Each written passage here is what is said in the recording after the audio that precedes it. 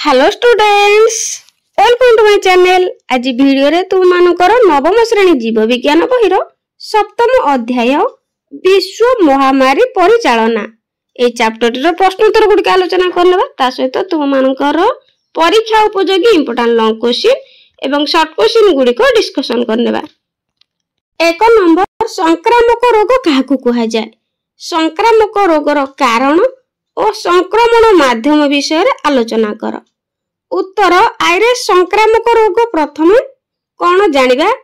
आम शरीर रे कौनसी रोगजनक कारकर संक्रमण उपस्थिति और अभिवृद्धि जोगु रोग व्यापुथिले ताहाकू संक्रामक रोग कहा जाय। टुएरे रोगजनक द्वारा हेउथिबा रोगटी गोटे जीव बा व्यक्ति ठारू अन्य को प्रसारित हेबार क्षमता थिले ताहाकू मध्य संक्रामक रोग कहा जाय। संक्रामक रोगर कारण, संक्रामक रोग केतेक रोग कारकों द्वारा व्यापी थाए। एही रोगर कारक गुड़िक हेउछन्ति बीजाणु, भूताणु, एककोषी प्राणी, कवक, कृमि इत्यादि। आइबी तापरे संक्रामक माध्यम, परजीवी रोगजनक केवल मनुष्य को निजर पोषक प्राणी भावे ग्रहण करि न थाए, मनुष्य सहित अन्य वन्य पशु को मध्य पोषक भाव रोगजनक व्यवहार करिथाए। तेणु रोग संक्रमण मनुष्य मध्य, वन्य पशु मध्य, वन्य पशु गृहपालित पशु मध्य एवं गृहपालित पशु मनुष्य मध्य होइथाए। बिहारे मनुष्य पशु मध्य रोग संचरण भौतिक बाहक यथा जेमति कि वायु, जल, मृत्तिका इत्यादि अटंती। जैविक बाहक साधारणतः मशा, माछी, जीवजंतु एपरिक मनुष्य इत्यादि होइतांती। तो पिला माने ए क्वेश्चन टी भलो भाबरे मन रखिबो, इंपोर्टेंट क्वेश्चन अटे। तापरे 2 नंबर, महामारी और विश्व महामारी समय रे व्यक्तिगत स्वास्थ्य रक्षा और प्रतिकार व्यवस्था विषय रे उल्लेख कर। उत्तर, व्यक्तिगत स्वास्थ्य रक्षा और रोग प्रतिकार व्यवस्था। महामारी और विश्व महामारी समय रे निम्नलिखित पदक्षेप गुड़िक नेले व्यक्ति संक्रमित हेबार संभावना कम थाए। रोगजनक प्राणिक संक्रमण माध्यम को दृष्टि रे रखी व्यक्तिगत स्वास्थ्य रक्षा और रोग प्रतिकार व्यवस्था निम्न मते करा जिबा आवश्यक। यथा आइरे जलवाहित रोग संचरण रोकिबा पई पानी को फुटाई छाणी पीबा आवश्यक। फलरे हईजा, एमिबा व्याधि, आंतरिक ज्वर परी रोग संक्रमण ह्रास पाई थाए। टुआरे मशा और फिली भली रोग बाहकों को प्रतिरोध करिबा पई घर चारिपटे परिष्कार रखिबा सहित मशा वंश विस्तार रोकिबा आवश्यक। एथि निमंते घर चारिपटरे रहितिबा नाଳ, नर्दमा, पोखरी, गाड़िया इत्यादि को सफा रखिबा जरूरी।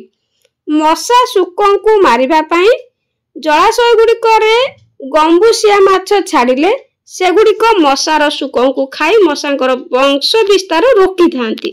सेहीपरि माछीक द्वारा अनेक संक्रामक रोग विस्तार होई थाए। गरम खाद्य खाइले सेहीपरि संक्रमणर संभावना ह्रास पाई थाए। 3. हेलमिंथियासिस श्रेणी रोगजनक कृमि गुड़िक द्वारा संचरित होतिबा रोग मुख्यतः दरसिझा पनीपरिबा और मांस खाइबा जोगु होई थाए। तेणु विभिन्न प्रकार खाद्य प्रस्तुति समय खाद्य पदार्थ गुड़िक उत्तम भाव में सिजाई खाइले कृमि संक्रमण आशंका न थाए। वायु प्रवाह द्वारा व्यापुथिबा रोग प्रति स्वतंत्र पदक्षेप नेबा आवश्यक, कारण रोग जनक गुड़िक आम अज्ञात सारे श्वास वायु माध्यम पाटी, नाक बाट दे शरीर भीतर को पशि रोग सृष्टि करिथांती। 3 नंबर, महामारी और विश्व महामारी समय रोग स्वास्थ्य रक्षा और संक्रमण प्रतिकार व्यवस्था वर्णना कर। उत्तर, महामारी समय रोग गोष्ठी संक्रमण सबुठारु मारात्मक। गोष्ठी संक्रमण निम्नलिखित पदक्षेप द्वारा प्रतिहत करा जाय परिबो।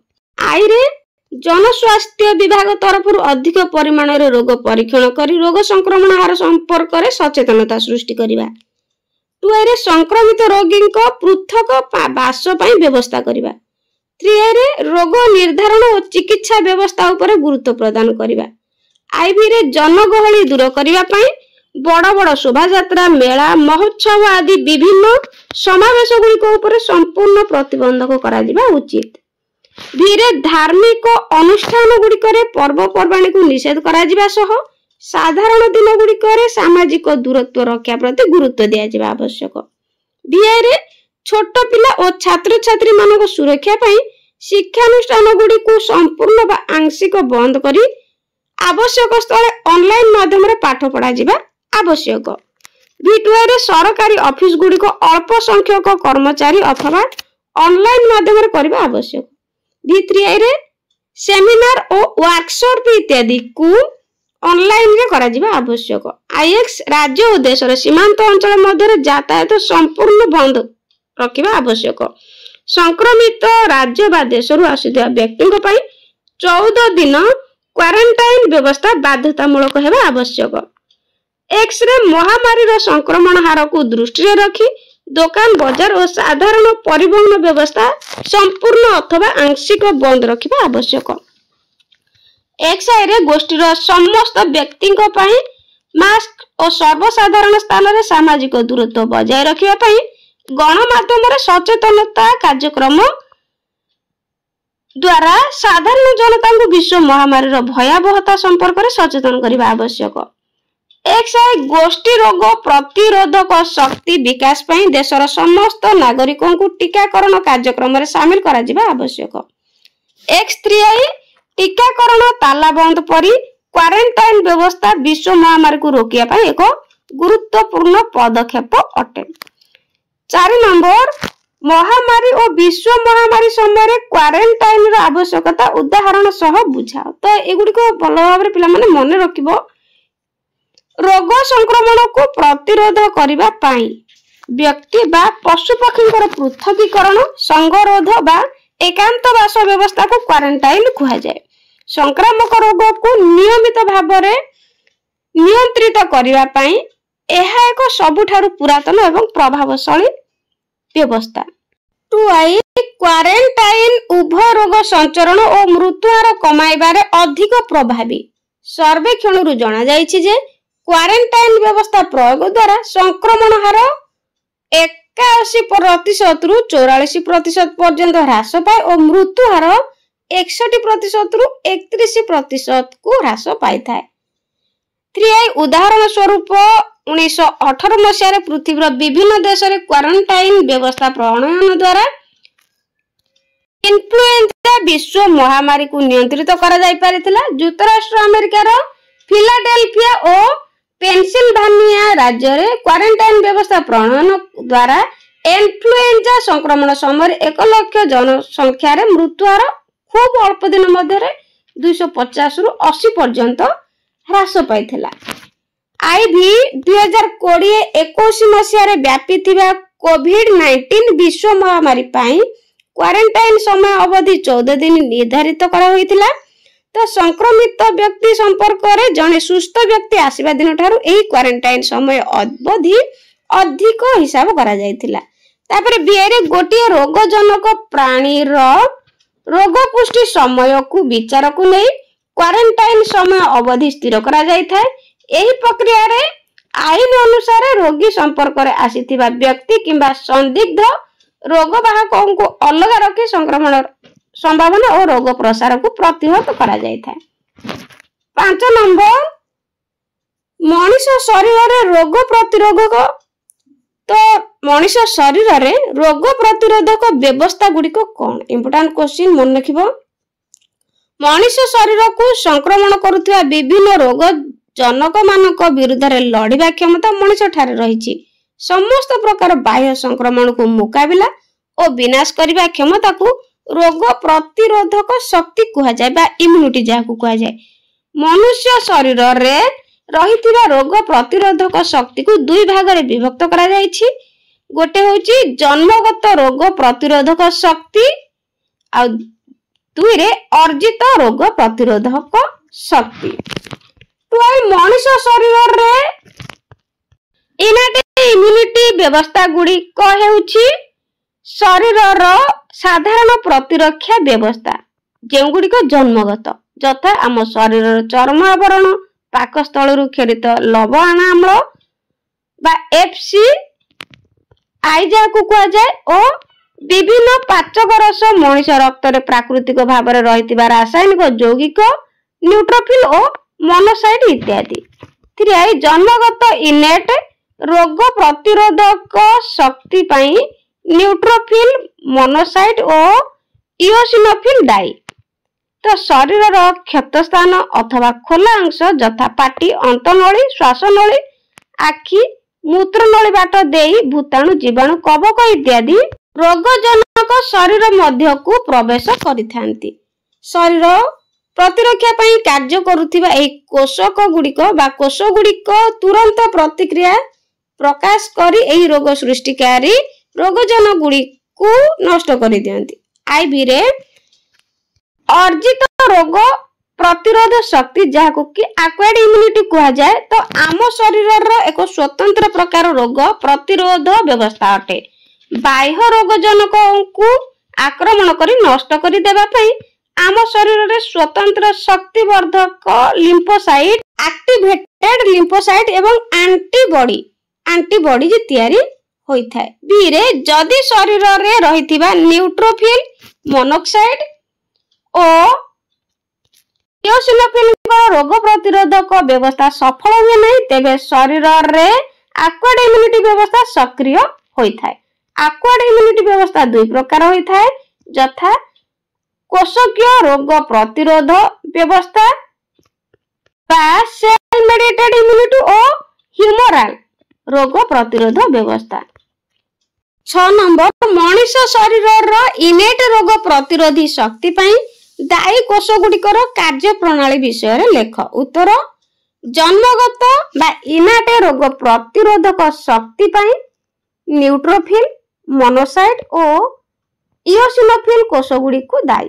ନିମ୍ନରେ ପ୍ରତ୍ୟେକ କୋଷର କାର୍ଯ୍ୟ ପ୍ରଣାଳୀ ବିଷୟରେ ଆଲୋଚନା କରାଯାଇଛି। ପ୍ରଥମେ ନ୍ୟୁଟ୍ରୋଫିଲ।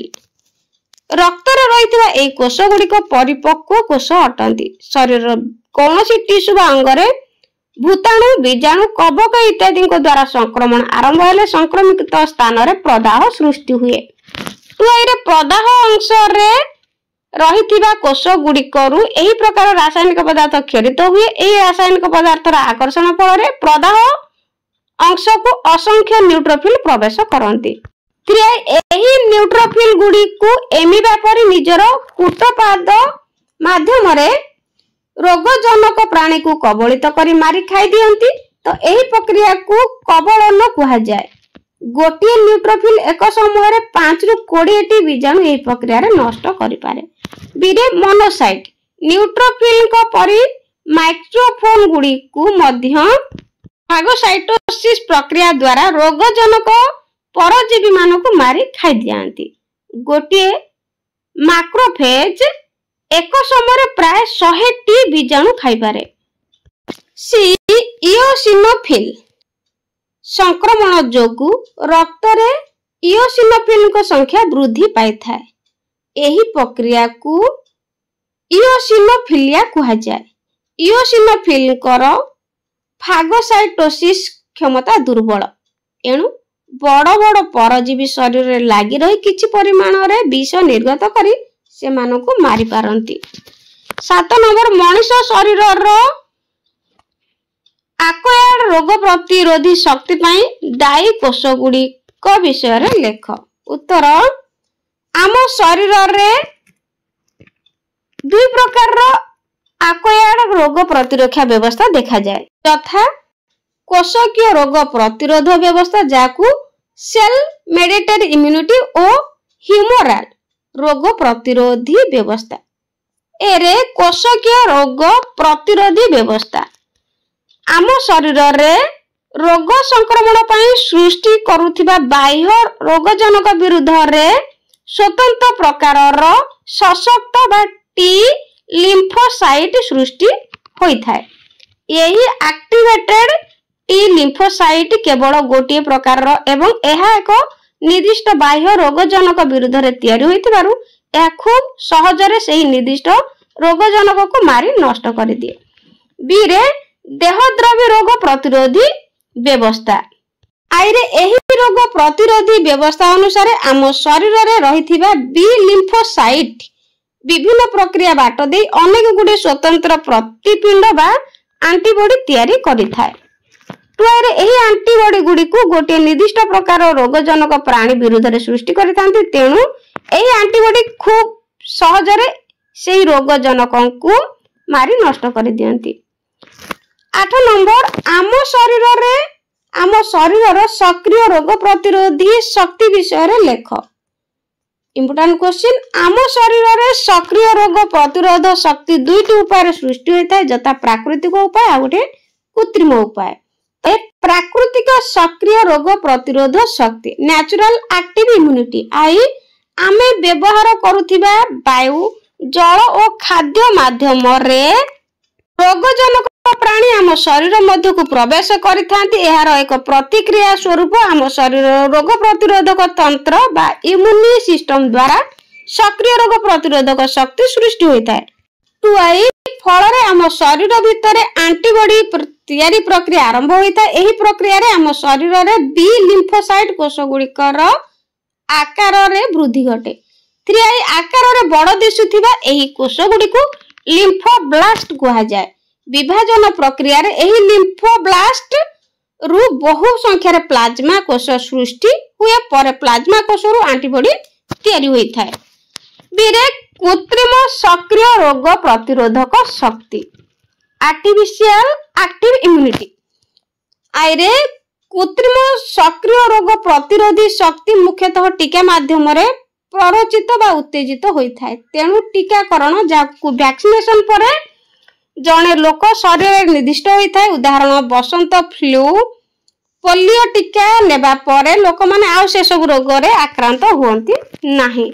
9 नंबर प्राकृतिक निष्क्रिय रोग प्रतिरोधी शक्ति और कृत्रिम निष्क्रिय रोग प्रतिरोधी शक्ति विषय रे आलोचना कर।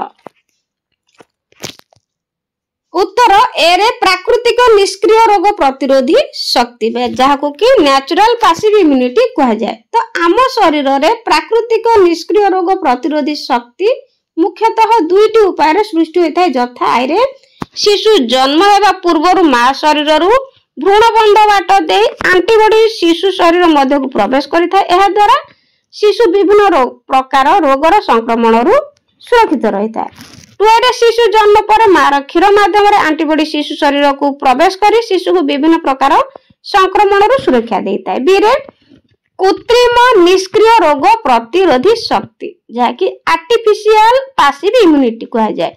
आईरे मूषा ठेकुआ पाती मांकड़ इत्यादि प्रयोगात्मक प्राणी एक्सपेरिमेंटल एनिमल्स को शरीर रे निर्दिष्ट रोग संक्रमण अथवा एंटीजन विरुद्ध रे एंटीबॉडी सृष्टि करा जाए।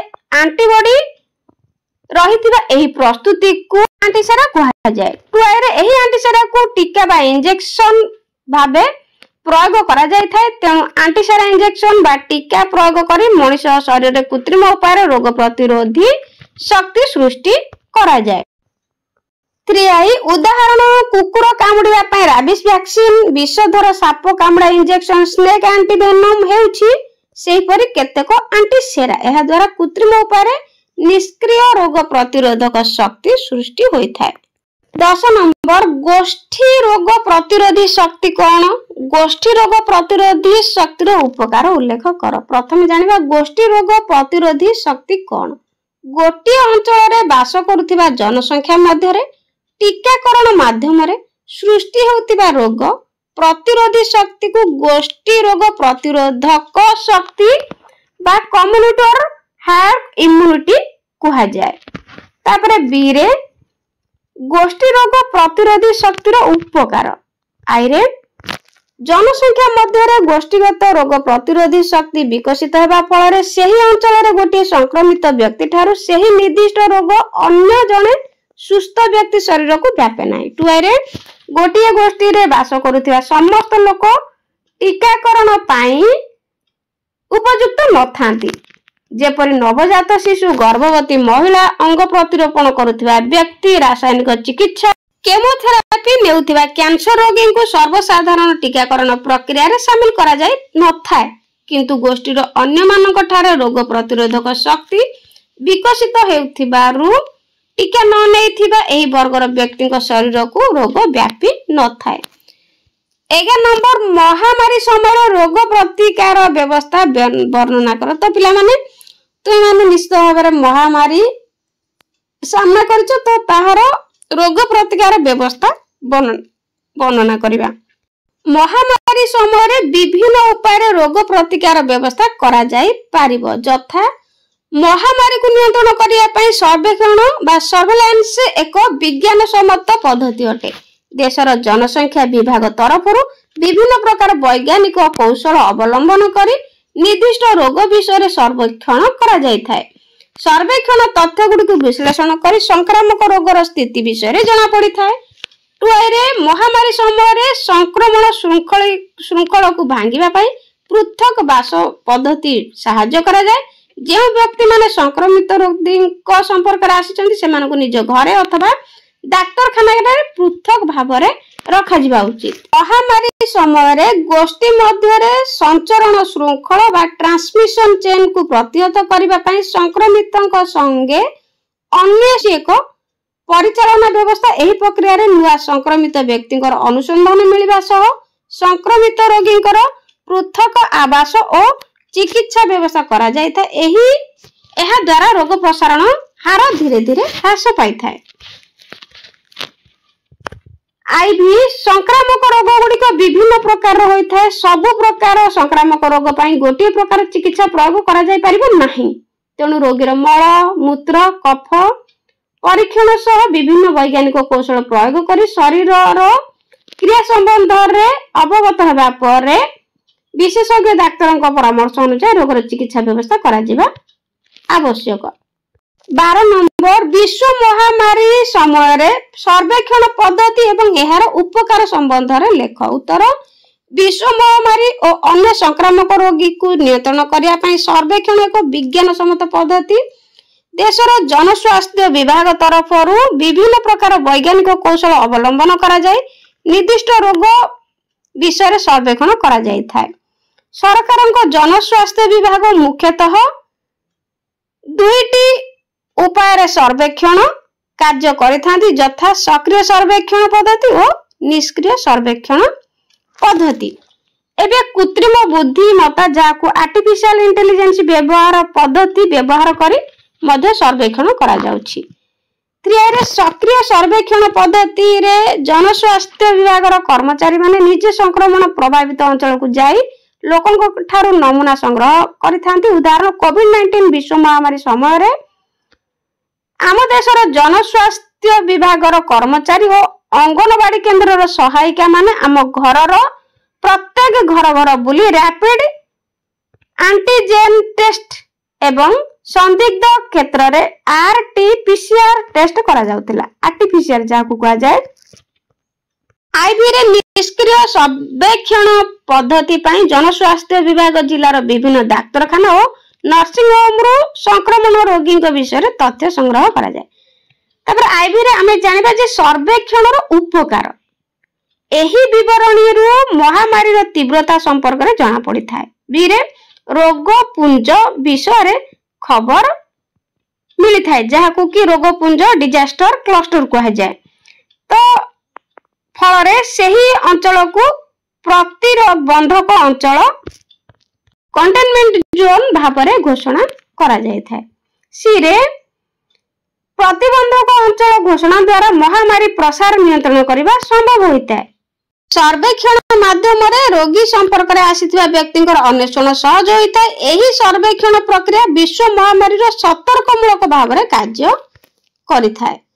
13 नंबर विश्व महामारी समय पृथक बास पद्धतिर गुरुत्व एवं डाक्तरखाना पृथक बास व्यवस्था विषय लेख। उत्तर आईरे विश्व महामारी समय पृथक बास पद्धतिर गुरुत्व ए विश्व महामारी समय संक्रमण श्रृंखला को भांगिबा पई पृथक बास पद्धति सहाय्य करिथाए। जो व्यक्ति माने संक्रमित अथवा जो व्यक्ति माने निकट अतीत रे संक्रमित रोगी संपर्क रे आसीचंती अथवा प्रतिबंधक अंचल बा एहार चारिपटे रहितबा निरपेक्ष अंचल रे बास करुतिबा रोगींकर परिवार लोक सेमानक घर को आसीथिबा बंधु को पृथक बासरे घरे अथवा डाक्तरखाना रे रखा जिबा उचित। बीरे संक्रमित अंचल बा संक्रमित देशरू निज देश को फेरिथिबा लोकन को 14 दिन पर्यंत निज घरे होटेल अथवा डाक्तरखाना रे रखा जिबा उचित।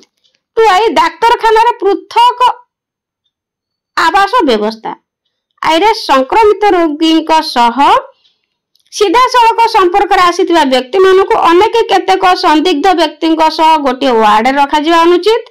बीरे सतर्कमूलक पदक्षेप सदृश पृथक आवास संक्रमित मानक पई आईसीयू और वेंटिलेटर सुविधा थिबा डाक्तरखाना रे सज्जा संरक्षण करी रखा जिबा आवश्यक। सिरे डाक्तरखाना रे सज्जा गुडी को मध्य अति कम रे 1 मीटर दूरता रहबा विधेय बा उचित। डाक्तरखाना रे संक्रमण वार्ड रे कार्य करुथिबा डाक्तर नर्स सहयोगी पियन इत्यादि समस्त पीईई बा पर्सनल प्रोटेक्शन इक्विपमेंट जथा ग्लोव्स मुखा मुंड टोपी एप्रन इत्यादि दिया जिबा जरूरी। इरे डाक्तरखाना रे सहायक भाव रे कार्य करुथिबा कर्मचारी मानक हाथ धुआ और वर्ज्य परिचालना संपर्क में स्वतंत्र तालीम दिया जिबा आवश्यक। परिवेश को सफा रखिया पई प्रतिदिन 2 थर घर सफा करबा आवश्यक एवं 1% सोडियम हाइपोक्लोराइड व्यवहार करी संक्रमण वार्ड रो चट्टाण पोछा जिबा आवश्यक। 14 नंबर संघ अन्वेषण कौन? संघ अन्वेषण रो लक्ष्य एवं संघ अन्वेषण रे केउ मानकु शामिल करा जाय लेख। उत्तर प्रथम जानिबा संघ अन्वेषण कौन? उत्तर आइरे महामारी समय रे गोष्ठी मध्य रे संचरण श्रृंखला बा ट्रांसमिशन चेन को प्रतिहत करिबा पई संघ अन्वेषण कांटेक्ट ट्रैकिंग हेउची एक परिचालना व्यवस्था। एही प्रक्रिया रे नूतन संक्रमित रोगींकर अनुसंधान मिलिबा सह रोगींकर पृथक आवास एवं रोगींकर चिकित्सा मध्य करा जाय थाय फल रोग प्रसारण हार धीरे धीरे ह्रास पाए। बीरे संघ अन्वेषण रो लक्ष्य आइरे संघ अन्वेषण रो लक्ष्य होची अजणा अंचल संक्रमित रोगी को चिन्हट करी संक्रमण हार ह्रास करिबा। लक्षण विहीन उत्प्रेरक बाहक द्वारा हेउतिबा रोगर प्रत्येक संदिग्ध व्यक्ति को निरूपण करिया पई एही पद्धति रे अनुध्यान करा जाय थाय। कोनोसी एक संक्रमण लक्षण थिबा व्यक्ति संस्पर्श रे आसीथिबा व्यक्ति को खोजी बाहर करिबा। गोष्ठी मध्य लक्षण विहीन किंतु रोग जीवाणु बाहक व्यक्ति मानकु ठाब करिबा। सिरे संघ अन्वेषण रे केउ मानकु शामिल करा जाय। उत्तर आइरे रोगीर निज घर लोक रोगी घर को आसुथिबा बंधु बांधव घरे दैनंदिन काम करुथिबा व्यक्ति रोगी संपर्क रे आसीथिबा डाक्तरखाना बा नर्सिंग होम रे कर्मचारी इत्यादि चाकरी स्थान रे सहकर्मी होटेल इत्यादि। 3 रे गोष्ठी को आसीथिबा क्षीर नेला वाला परिबा बिकाली अपार्टमेंट रो सुरक्षा कर्मी पड़ोसी सांगसाथी इत्यादि। ट्रेन बस उड़ा जहाज रे यातायात समय रे संपर्क रे आसीथिबा सहयात्री। बीरे विवाह व्रत शुद्धि क्रिया धार्मिक अनुष्ठान सभा समिति रे एकत्रित होइथिबा व्यक्ति माने। 15 नंबर महामारी और विश्व महामारी। तो बहुत इंपोर्टेंट महामारी और विश्व महामारी मध्य रे पार्थक्य दर्शा। प्रथमे जानिबा महामारी आइरे महामारी गोटे निर्दिष्ट भौगोलिक अंचल रे व्यापी थाए उदाहरण पित्त ज्वर मिलिमिली इत्यादि। आइरे अप्रत्याशित भावे महामारी व्यापी थिबा एवं तद्वारा लोकंकर मृत्यु होई थाए। तापरे विश्व महामारी हेउची विश्व महामारी पृथ्वीर विभिन्न देश और महादेश को व्यापी थाए। एहा द्वारा बहु लोक प्रभावित होइतांती और सेथु अनेक लोक मृत्यु मुखरे पड़ती। एहार संक्रमण पुनः पौनिक भावे होई थाए। प्रत्येक दिन रोग रे पड़ुथिबा लोकंक संख्या पूर्व दिन ठार अधिक थाए। तो महामारी गोटिए परिवेश रे पूर्वर बास करुथिबा रोगजनक जीवक द्वारा व्यापी थाए किंतु विश्व महामारी मुख्यतः गोटिए रोगजनकर नवभवन द्वारा सृष्टि होइथिबा अभिनव स्ट्रेन द्वारा व्यापी थाए। कारण एही स्ट्रेन प्रति मनुष्य शरीर रे रोग प्रतिरोधक शक्ति विकसित होई न थाए किंबा सीमित परिमाण रे थाए। ख इनेट रोग प्रतिरोधी शक्ति और एक्वायर्ड रोग प्रतिरोधी शक्ति। प्रथमे जानिबा इनेट रोग प्रतिरोधी शक्ति। आइरे एही रोग प्रतिरोधी व्यवस्था गुड़िक हेउछि शरीरर साधारण प्रतिरक्षा व्यवस्था जेगुड़िक जन्मगत। टुआई रे इनेट रोग प्रतिरोधी शक्ति पाई आम रक्त रे इओनोफिल रहितिबा न्यूट्रोफिल, मोनोसाइट और यूसिनोफिल कार्य करिथांती। 3 रे न्यूट्रोफिल और मोनोसाइट रो परिपक्व कोष मैक्रोफेज गुड़िक फागोसाइटोसिस प्रक्रिया द्वारा शरीर मध्य को प्रवेश करिथिबा रोगजनक प्राणी को मारी खाइथिबा बेले इओसिनोफिल परजीवी शरीर रे लागी रही किछि परिमाण रे विष निर्गत करी सेमानंकु मारी दिए। तापर जानिबा प्रतिरोधी शक्ति, आक्वायर्ड रोग प्रतिरोधी शक्ति। तो आई एहा हम शरीर एक स्वतंत्र रोग प्रतिरोधी व्यवस्था। टुआई रे बाह्य रोग जनकों को आक्रमण करी नष्ट कर देबा पई आम शरीर रे स्वतंत्र शक्तिवर्धक लिम्फोसाइट एवं एंटीबॉडी एही व्यवस्था जोगु तयारी होई थांती। 3 रे एही व्यवस्था जोगु आम शरीर रे दुई प्रकार लिम्फोसाइट रही चंती, यथा टी लिम्फोसाइट और बी लिम्फोसाइट। टी लिम्फोसाइट गुडी को कोशकीय रोग प्रतिरोधी व्यवस्था पई कार्य करिथांती एवं बी लिम्फोसाइट एंटीबॉडी सृष्टि करी ह्यूमरल रोग प्रतिरोधी व्यवस्था माध्यम रे कार्य करिथांती। गरे टी लिम्फोसाइट और बी लिम्फोसाइट मध्य रे प्रभेद। टी लिम्फोसाइट होची टी लिम्फोसाइट को टी कोष मध्य कुहा जाए। टी लिम्फोसाइट रो प्राक प्रस्तुति थाइमस ग्रंथि रे होई थाए। तो एगुडिक शक्तिवर्धक लिम्फोसाइट एवं मनुष्य शरीर रे कोशकीय रोग प्रतिरोधी व्यवस्था पई दायी। तापरे बी लिम्फोसाइट होची बी लिम्फोसाइट को बी कोष कुहा जाए। बी लिम्फोसाइट गुडिक मनुष्य रे द्वितीयक लसिकांग ता लसिका अंग जहाकु कि सेकेंडरी लिम्फोइड ऑर्गन यथा स्किन एवं लिम्फ नोड रे प्राक प्रस्तुति बा सक्रिय होई थांती। 3 रे बी लिम्फोसाइट रु एंटीबॉडी तयारी हुए गुडिक आक्वायर्ड रोग प्रतिरोधी व्यवस्था पई दायी।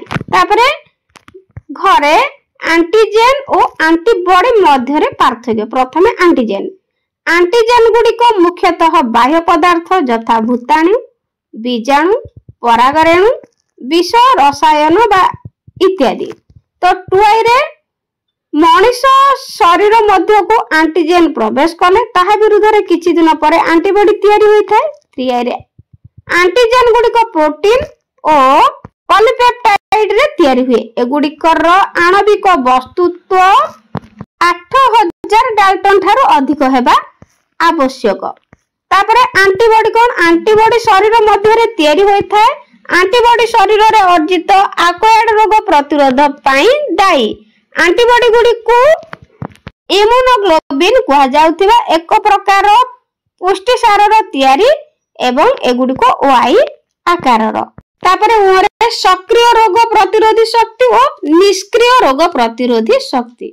प्रथमे जानिबा सक्रिय रोग प्रतिरोधी शक्ति कोन। आम शरीर रे सक्रिय रोग प्रतिरोधी शक्ति दुईटी उपाय सृष्टि हुए यथा प्राकृतिक उपाय और कृत्रिम उपाय। 2 रे आमे व्यवहार करुथिबा वायु, जल और खाद्य माध्यम रे रोगजनक प्राणी आम शरीर मध्य को प्रवेश करती। एहार एक प्रतिक्रिया स्वरूप आम शरीर रे रोग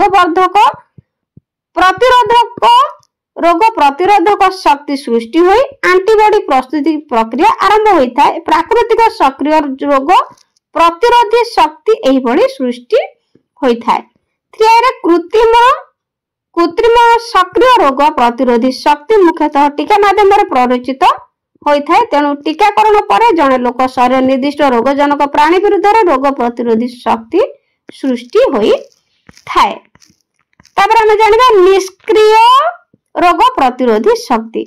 आम शरीर रे निष्क्रिय रोग प्रतिरोधी शक्ति दुईटी उपाय सृष्टि हुए यथा प्राकृतिक उपाय और कृत्रिम उपाय।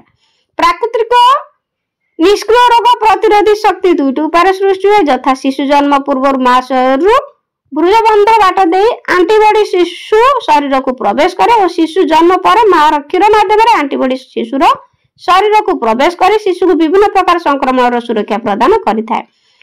मूषा ठेकुआ पाती मांकड़ इत्यादि प्रयोगात्मक प्राणिक शरीर में निर्दिष्ट रोग संक्रमण अथवा आंटीजेन विरुद्ध में आंटीबॉडी सृष्टि करा जाए। एही प्रस्तुति को आंटीसेरा कहा जाए।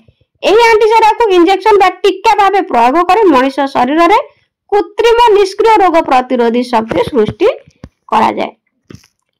तापर 16 नंबर संक्षिप्त टिप्पणी लेख डेंगू ज्वर।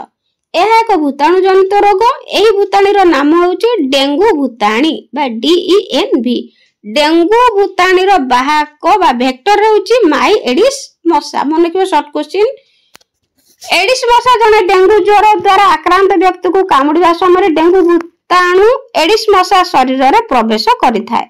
पुनश्च एही डेंगू संक्रमित एडिस मशा जने सुस्थ लोक को कामुड़िले मशार लाळ सह डेंगू भूताणु सुस्थ लोकर शरीर को प्रवेश करी तार शरीर में डेंगू रोग सृष्टि करिथाय। तापर खरे स्वाइन फ्लू। इन्फ्लुएंजा भूताणुर गोटिए स्ट्रेन द्वारा स्वाइन फ्लू होइथाय। यह साधारणतः घुषुरी को रोगाक्रांत करिथाय। संक्रमित व्यक्ति ठारू सुस्थ व्यक्ति को यही रोगर संक्रमण साधारण होई नथाय। पूर्व यही रोग मनुष्य ठारे देखा जाउ नथिला। युक्तराष्ट्र अमेरिका रे घुषुरी पालन केंद्र रे कार्यरत लोकन ठारू यही रोग प्रथमे देखा जाइथिला। 2009 मसिया बेलकु यह विश्वर अन्य केतक देश को व्यापी थिला। तेणु विश्व स्वास्थ्य संगठन WHO एहाकु विश्व महामारी बोली घोषणा करिथिला। एही रोग साधारणतः शीत दिन व्यापी थाए।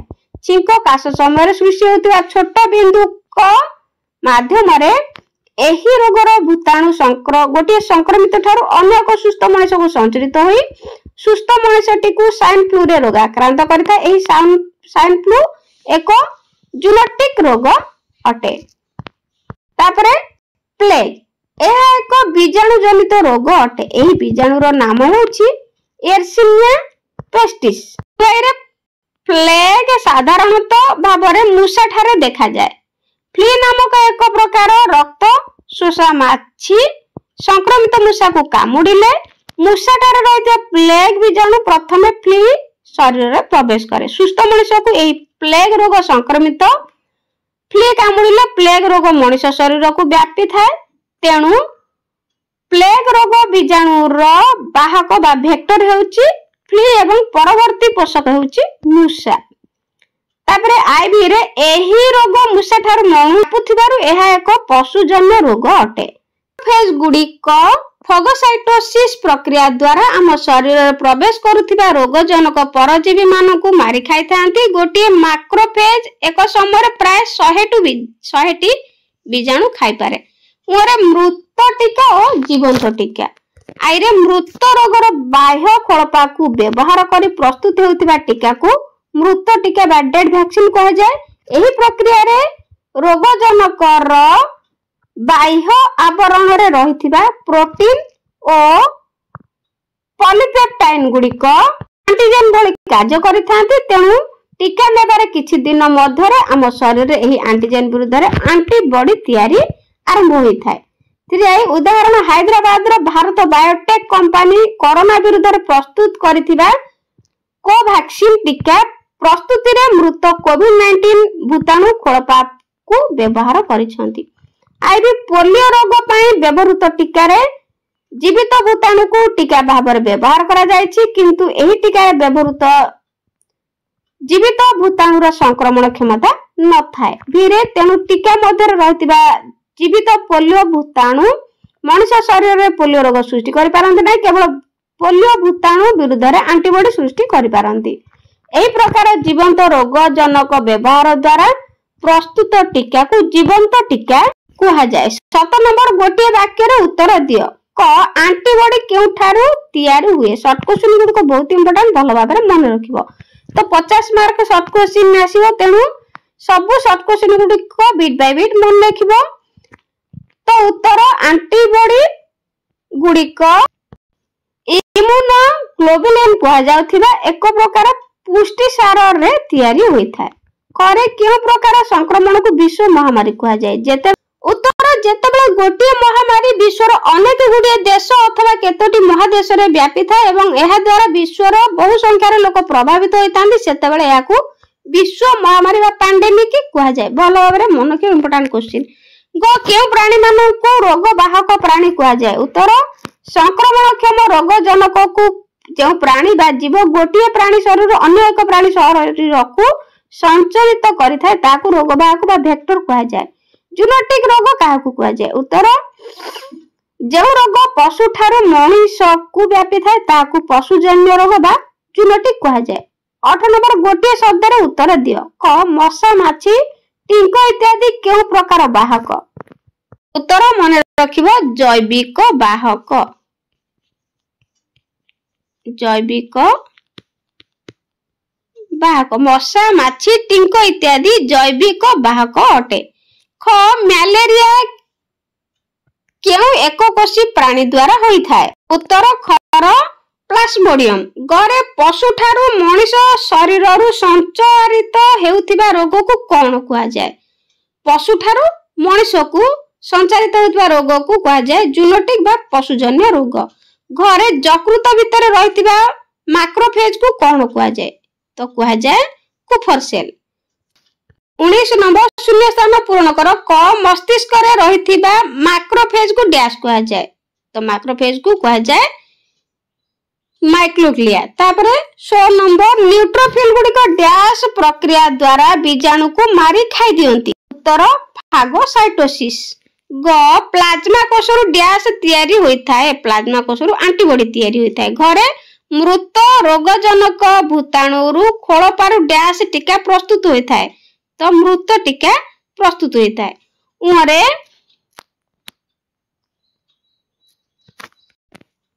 स्लीपिंग सिकनेस रोग डैश द्वारा होई थाए तो लिखिबो एठी पिला माने उत्तर ट्रिफानोसोमा तो एहार उत्तर गुडी को जानलो तापरे 20 नंबर बहु संभाव्य उत्तर मूलक प्रश्न निम्न प्रश्न गुडी करे दिया जायथिबा विकल्प मध्यरु ठीक उत्तरटी बाछि लेख 20 नंबर क स्वाइन फ्लू रो भूताणु संचरण किपरि होई थाए उत्तर गुडी को स्पर्श द्वारा मुसा द्वारा मशा द्वारा तो ठीक उत्तर छोट बुंदा द्वारा ख ह्यूमरल रोग प्रतिरोधी व्यवस्था क्यों रक्त कोष द्वारा होई थाए तो ख बी लिम्फोसाइट मोनोसाइट न्यूट्रोफिल तापरे इओसिनोफिल उत्तर बी लिम्फोसाइट क शिशु जन्म हेबा पूर्वरु मां शरीर रु एंटीबॉडी शिशु शरीर को क्यों बाट दे आसी थाए तो यह भ्रूण बंध द्वारा आसी थाए